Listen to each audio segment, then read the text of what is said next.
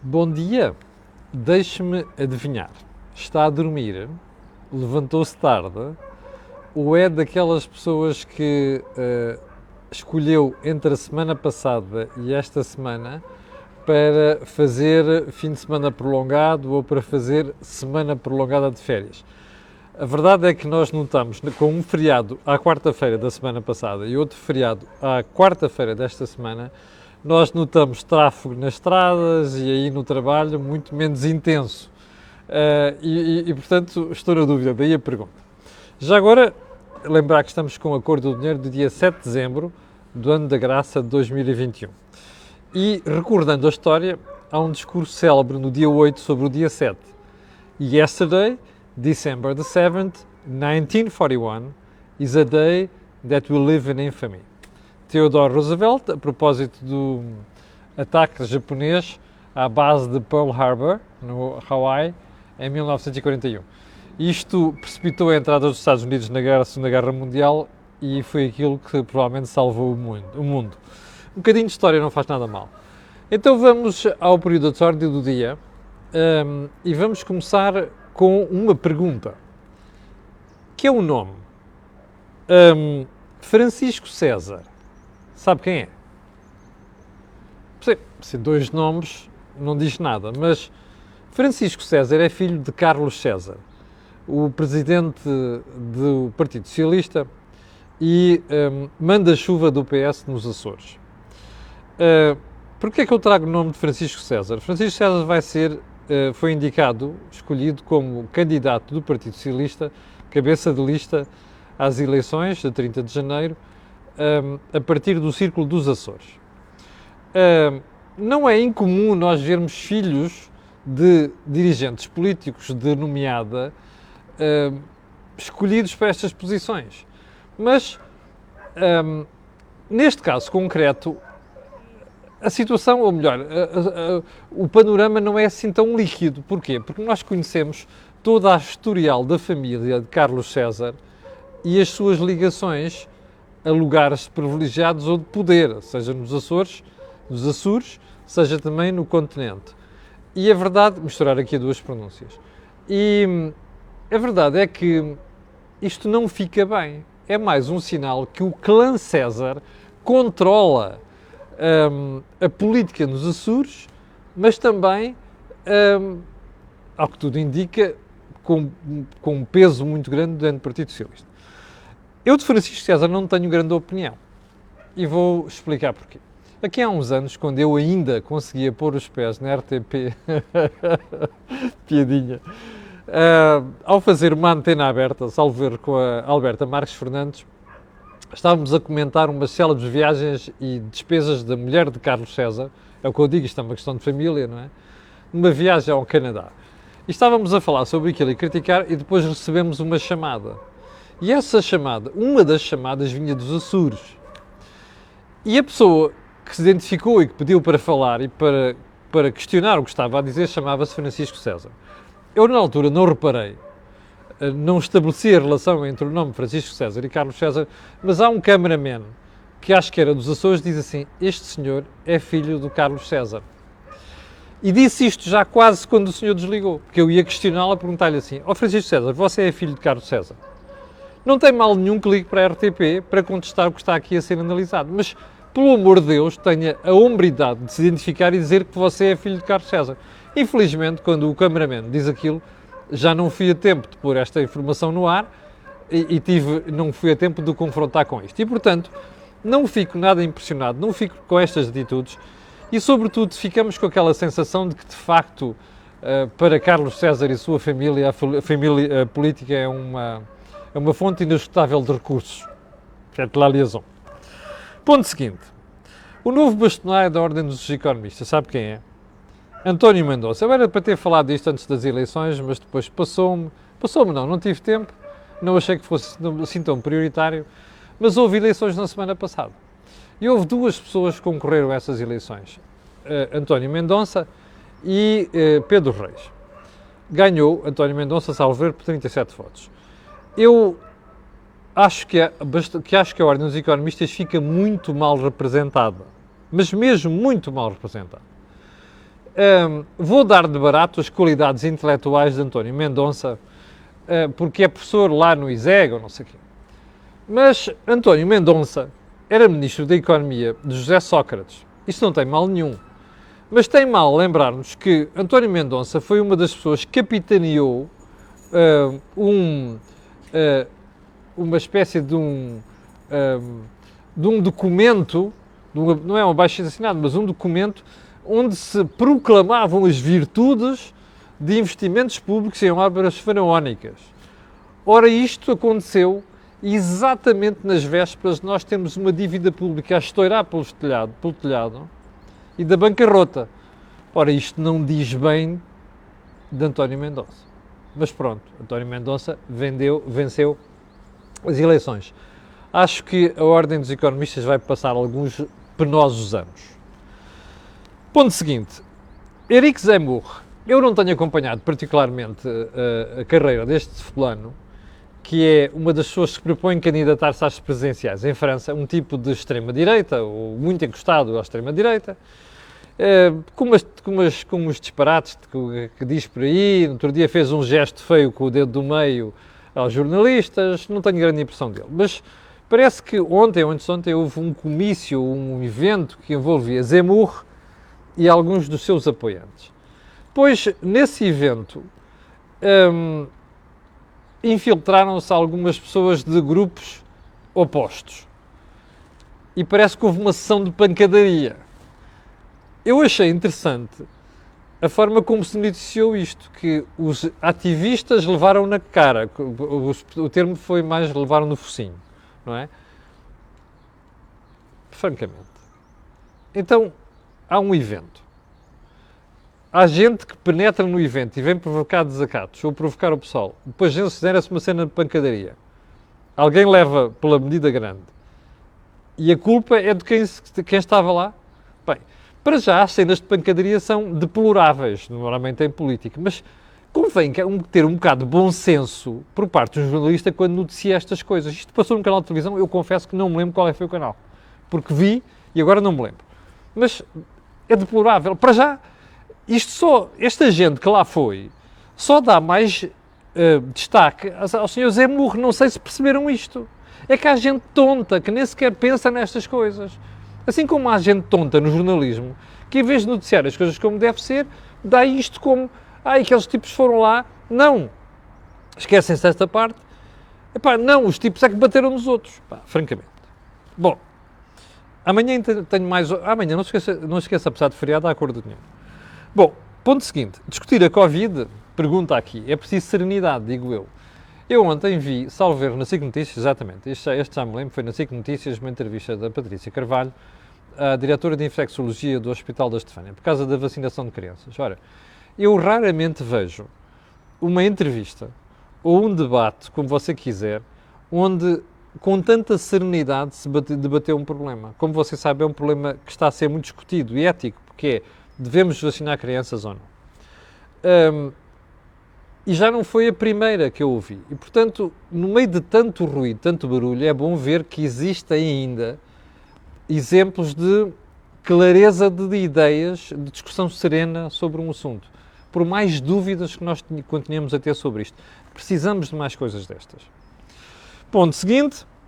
André Ventura e a segunda condenação nos tribunais superiores por uma história de ter acusado aquela família da Margem Sul de serem bandidos, não sei o quê. Foi condenado em primeira instância. Foi à relação, perdeu, e agora foi ao Supremo Tribunal, perdeu. Eu já disse isto aqui uma vez. Acho que ficava bem André Ventura reconhecer que se excedeu ao ter feito aquelas declarações. Esta coisa de andar sempre a recorrer e perder, isto depois não diz bem da atitude. Acho eu. Ponto seguinte, o PSD decide hoje se há Aliança Democrática Release 2.0. Eu até acho que deve haver Aliança Democrática, mas acho que deve haver outra coisa muito importante dentro do PSD. Para já sobre a Aliança Democrática.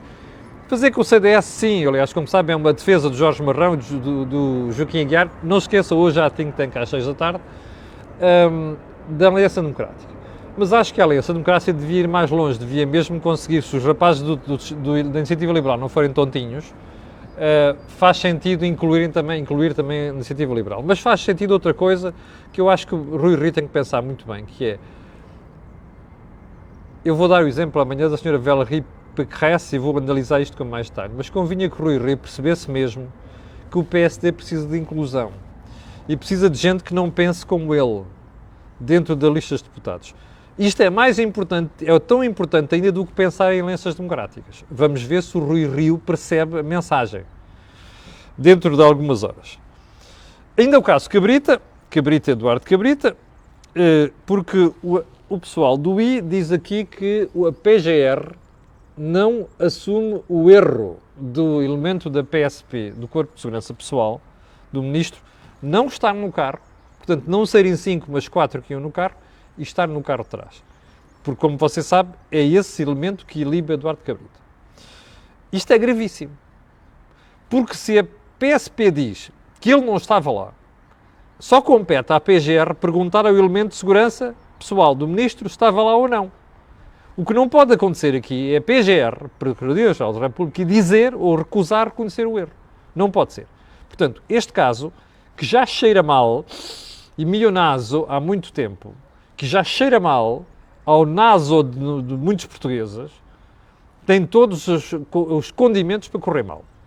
E tem todos os condimentos para correr mal à justiça portuguesa. Porque estamos há 6 meses, há 6 longos meses, para perceber exatamente o que é que aconteceu naquele acidente. Bom, já não chega à história da Sária Carreira que levaram um ano para deduzir uma conclusão sobre aquilo. Este é mais um. Estamos há 6 meses para conhecer os contornos deste caso. E não há maneira de termos a Justiça a apresentar uma figura decente neste processo. Portanto, espero que a PGR leve a sério, pelo menos vá fazer perguntas ao elemento de segurança pessoal do Ministro, saber se ele estava no carro ou estava no carro de trás. Que é para não ficarmos com a sensação que a Justiça aqui é claramente influenciada por política. Ok? Faites la liaison. Então vamos lá aos assuntos principais de hoje. Ontem ficámos a saber por parte da indústria automóvel que há 500 mil empregos que estão em causa com o fim das motorizações a combustão. Bom, em todos os momentos que há mudanças históricas de modelos de negócio, acontecem estas coisas, não é uma grande novidade. O que é preciso é perceber isto. Eu acho que há muita gente na política, particularmente em quem só pensa verde, mas tem poucos miolos lá dentro, que é bom perceber isto. Porque é preciso pensar que as transições rápidas têm custos muito grandes na sociedade. E é bom pensar que estes empregos não se substituem facilmente. Eu sei que há sempre uma rapaziada que aparece aí a fazer uma grande apologia de estão a ver, as energias verdes já criaram não sei quantos postos de trabalho. A verdade é que não criaram no nível suficiente, nem vão criar nos próximos tempos para substituir os postos de trabalho que se vão perder. É bom ter a noção disto. Atenção que eu não estou a dizer que não se deve fazer a transição. Estou a alertar para os problemas. Eu estou a alertar para o facto de isto ter custos. E estou a alertar porque depois acordamos todos com uma história de energia, ó tio, e agora não conseguimos pagar isto, então vamos passar frio no inverno, que é o que está a suceder. Porque a malta não pensa nestes pormenores e depois corre mal. Bom, em Portugal diz, já não me lembro, acho que foi o Jornal de Negócios que diz que estão em causa 9 mil postos de trabalho. Bom, não sei se são 9 mil, são 10 mil, é irrelevante. É bom não esquecer esse pormenor e se calhar pensar que quando se fala em apoios para não sei quantos, se calhar também não era mau pensarmos que deveria haver apoios para este tipo de conversão.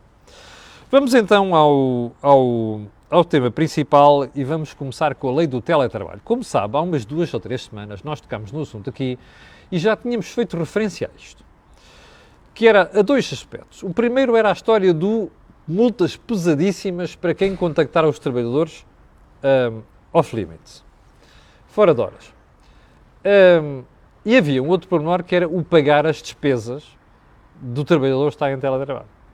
Ora, nós vamos ter já um próximo desafio, o primeiro desafio, tínhamos dito aqui que era muito difícil provar isto, remember?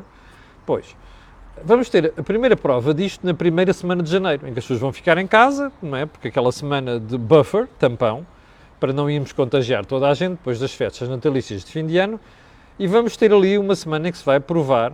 Então, mas espera aí, quem ficar em casa vai ter mais despesas e, portanto, o trabalhador, ou melhor, a empresa tem que pagar ao trabalhador. Eu não sei se já viu os jornais de hoje, mas tenho aqui a manchete do Público que faz referência a exatamente isto. E a manchete do público, desculpa lá, deixe-me só mudar aqui a direção disto, que é para depois vocês não reclamarem. A manchete do público diz: provar aumento de despesa no teletrabalho dificulta a aplicação da lei. Ora bem, parece que a malta acordou agora, não é? Ainda bem que o público traz isto.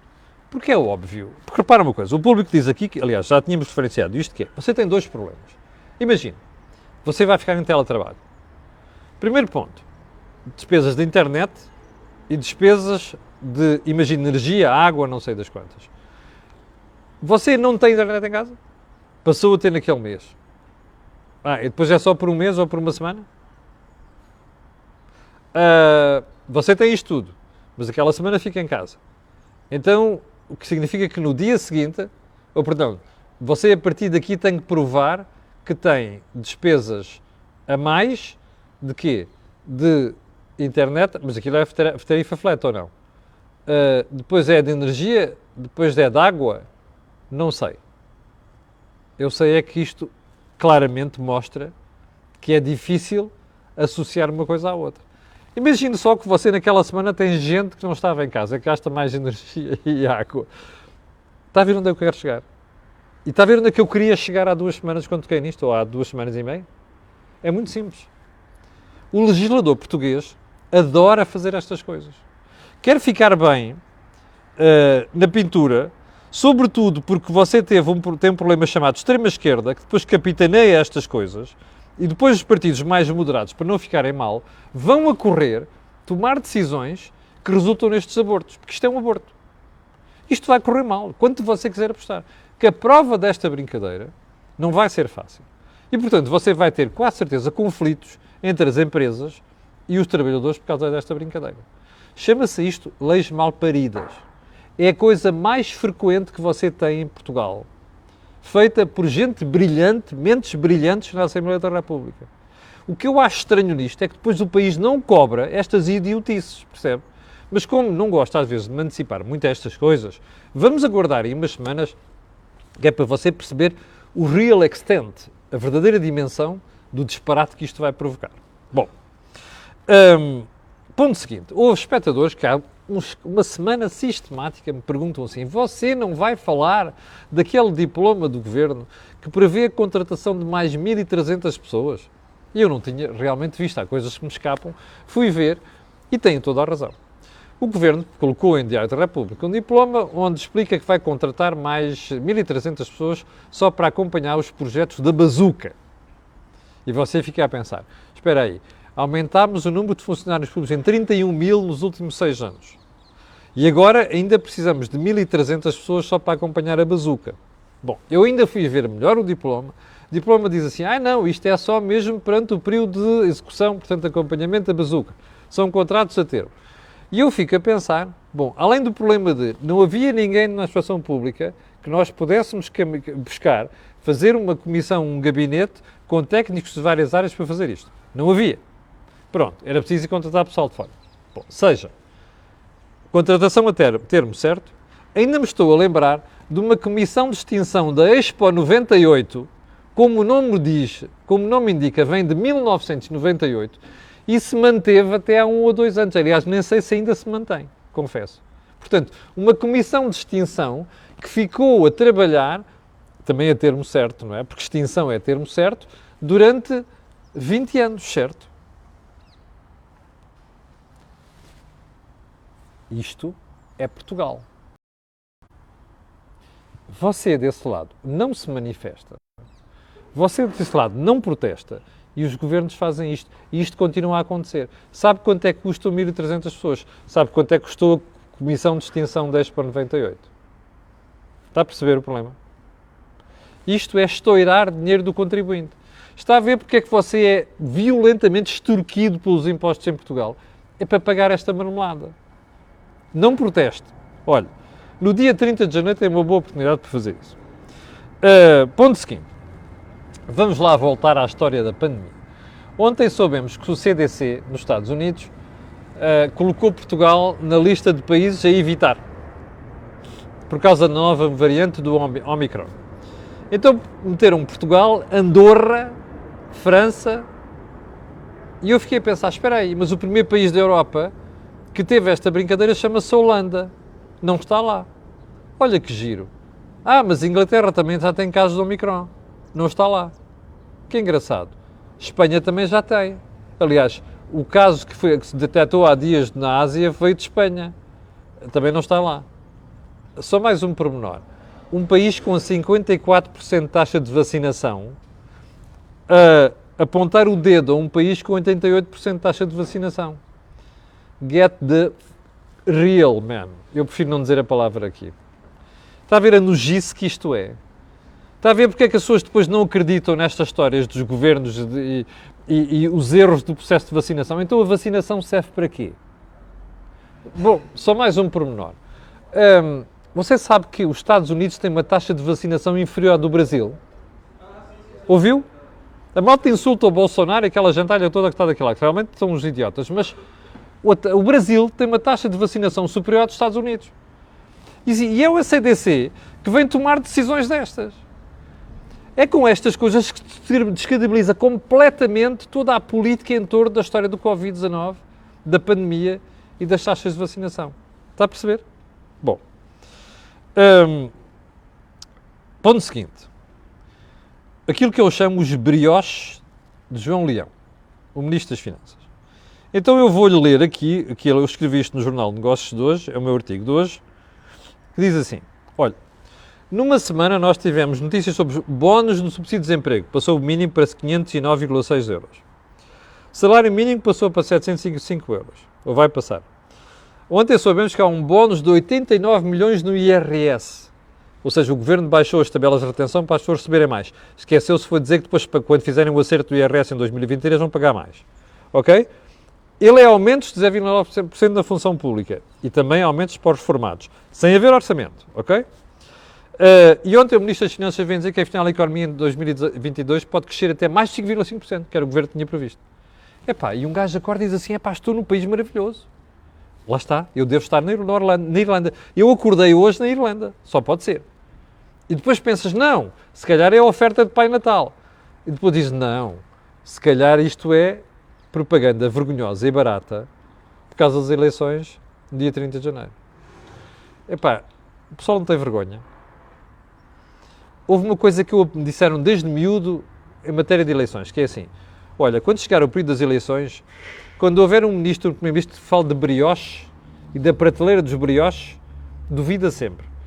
Porque, sobretudo, se só conseguir chegar à prateleira do pão.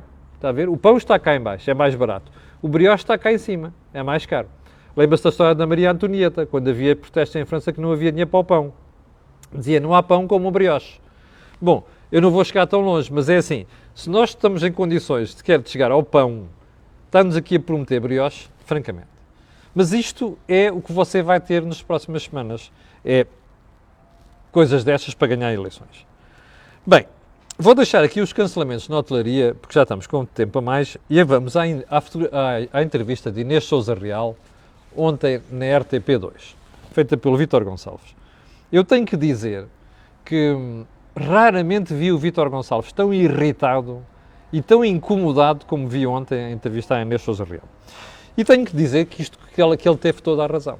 Porquê?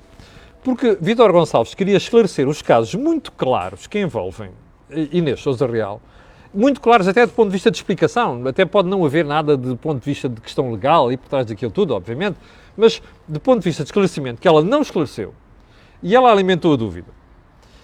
E a senhora, muito irritada, não respondia, fugia às questões, e ainda pior do que isso, ainda tentava depois fugir para aquela verborreia, que é uma coisa, ela parece o António Guterres. Lembra-se quando o Vasco Polito Valente chamou picareta falante a António Guterres? Ela parece uma matraca, não se cala. Cada vez que lhe dá uma oportunidade, ela despeja, vomita aquela conversa toda do PAN, sobretudo a conversa idiota. Bom, há várias coisas que me dizer sobre a entrevista.